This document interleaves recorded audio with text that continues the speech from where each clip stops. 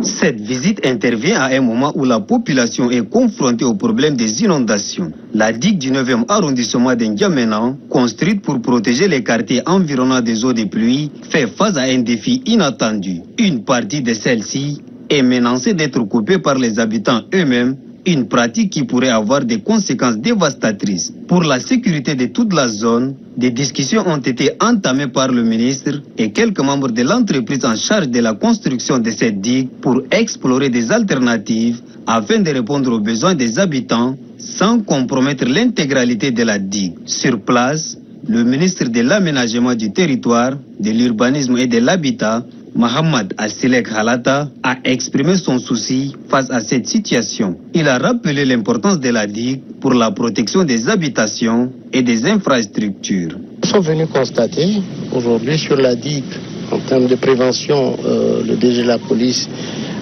permettra de mettre sur la digue 3 postes de police pour faire un contrôle et des patrouilles afin de dissuader quand même ceux qui font cela. Cette digue-là, nous avons beaucoup épilogué là-dessus. Nous avons beaucoup parlé. Les mauvaises foi se sont arrêtées à faire de la critique politicienne. Mais il est clair que cette digue-là, comme vous voyez, a pu déjà bloquer l'eau. Et cette digue a été faite d'abord pour que l'eau, la crue des eaux et l'eau ne monte pas.